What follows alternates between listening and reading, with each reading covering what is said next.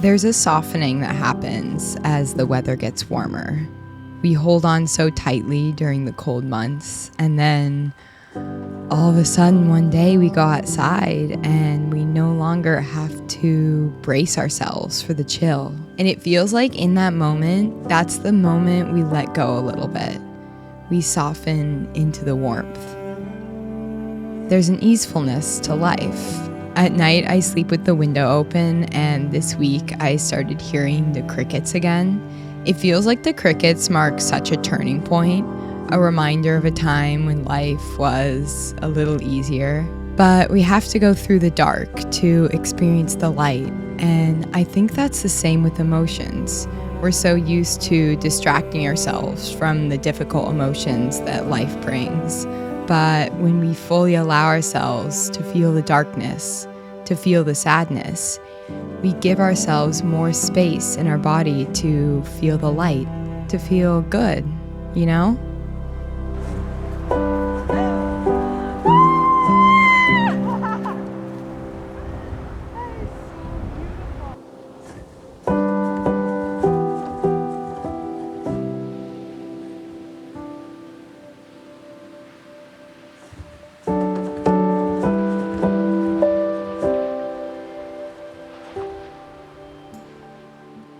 So last spring, I foraged for some wild stinging nettle, and I ended up using the nettle to dye some fabric.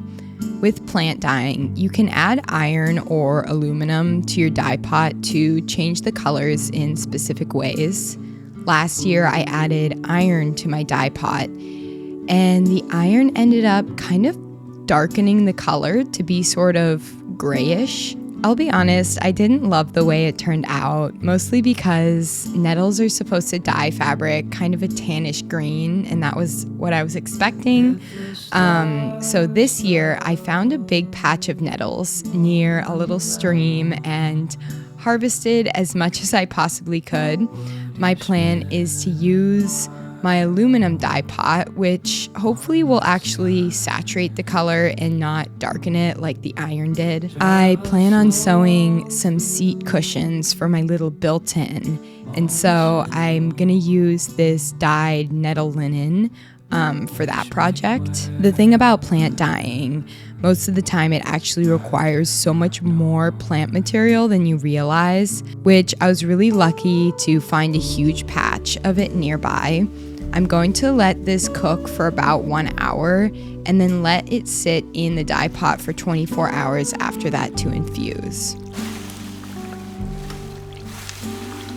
Okay, so there's actually quite a lot going on here in regards to us preparing for this wedding. I haven't talked much about exactly what we're doing, but I think I'm going to put together a video all about it later this month.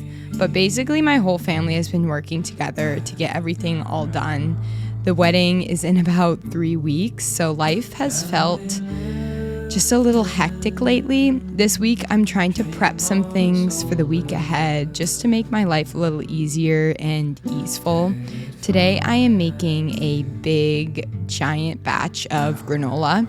I make this almond butter granola that is seriously so good. These days, I don't really have time to eat breakfast, so something quick and easy like this is super important. Also, Logan's been gone, and I feel like I didn't realize it until he left, but I rely on him a lot with many of the chores that we have to do around the house. So with him gone, it feels like I have a lot more to do every day. I also made a huge batch of this because I'm giving some to my sister to bring with her to the farm she's been working on. She's living in this like little scamp trailer on a remote farm that doesn't have access to a grocery store. So I've been trying to send her off every week with a bundle of things to bring. What I love about this granola is how it really clumps up. I love like big chunks of granola. It almost reminds me of big chunks of cookies. This granola with yogurt and fruit is like one of the best things ever. If you want this full recipe, it's actually in my ebook and I can link that below if you want to go check it out. I normally add buckwheat to it as well, but I didn't have any, so I just replaced that with more oats.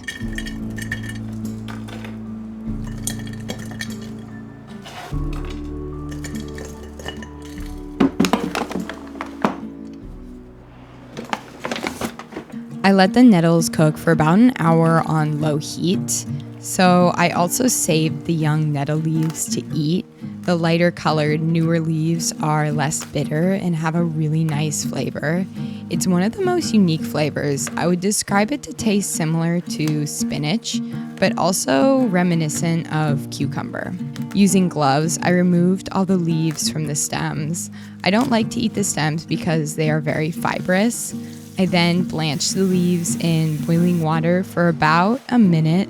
This removes the stinging part of the plant, and after blanching them, they are safe to consume. You can actually eat them raw. I've done it before. You just kind of have to fold up the leaf so the stinging part doesn't touch your mouth. Tonight, I made pesto with the nettle, and I was honestly so blown away by how good it was. I've made nettle pesto before, but I kind of forgot how amazing it tastes. My family all agreed it tasted even better than basil pesto, and on top of that, the nettles were free. Also, wild foraged plants have been proven to have more nutrients, vitamins, minerals, antioxidants than what you can get from the grocery store. While my dye pot is getting ready, I have been mordanting the linen I'm going to use. What I do to mordant fabric is to boil it with washing soda and Castile soap for about a couple hours, rinse it out, and then boil it with aluminum acetate, and then finally hang it to dry.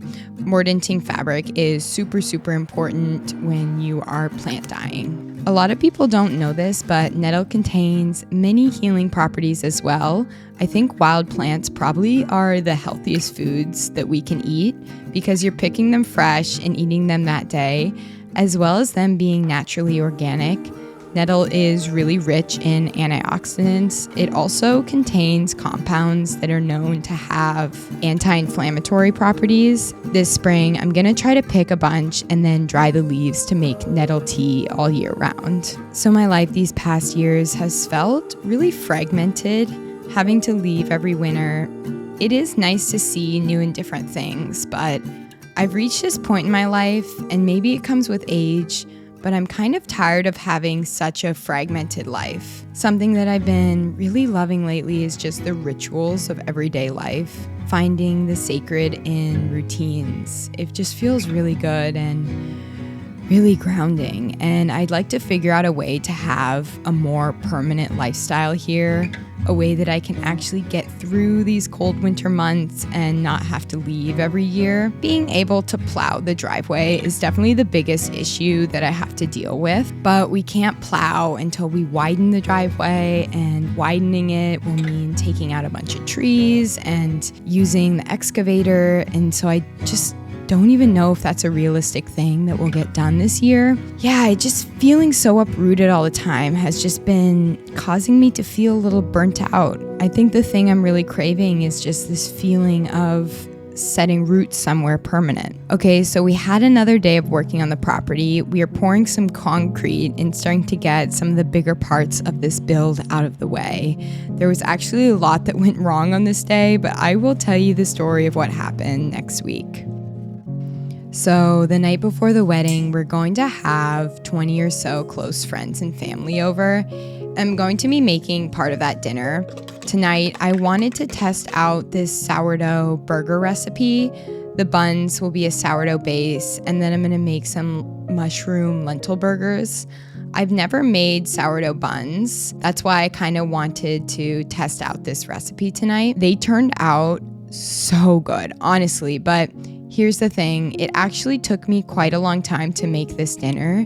So I'm thinking now I might just make a big pot of soup or something really easy the day before, just because on that day I'm gonna be baking 20 to 30 sourdough baguettes, which I'm thinking is gonna probably take all day to do. Also, I'm making the wedding cake. So I feel like those days are gonna be really, really busy. So making something a little easier that night might be the way to go. It's crazy how soon this wedding is. We've been planning it for what feels like years now. This is the first wedding in my family, so I'm really excited to see how everything turns out. I have been seriously obsessed with bread lately, if you guys haven't noticed. My dream later in life is to run a bakery. I've been interested in it over the years. At one point, I worked at this sourdough bread bakery up in the mountains in Canada. I learned a lot there. I'd like to go to France at some point, maybe even this summer, to work at a French bakery. This is kind of a long shot, but if anyone runs a sourdough bakery or knows of someone that runs a bakery, I would seriously love to come volunteer at it. I just feel like there's still so much to learn, and it's something that I'd really like to get good at in this lifetime. I feel like in this very short life, we only have time to really master a couple of things. And I think that for me, I'd really love to master the art of making bread. I'd also like to master weaving, but I feel like that's going to happen much later in life, because I just don't know if I have much time for that right now. Okay, so my nettle dye pot has been sitting for a couple of days now. I removed all the nettles from the pot. The color was quite dark at this point, and then I added the Mordanton linen very slowly and carefully as to not let any air bubbles into the dye pot. I heated that pot up and let it boil for about an hour, and then let the fabric sit in the pot for 24 hours. I am so pleased with this color. It kind of became this greenish tan, which I love so much. You can see the comparison of the original white linen color to the right.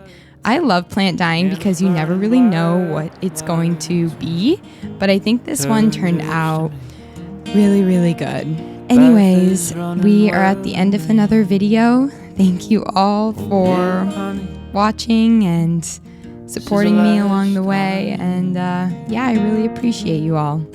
I will see you next week. Let me dream.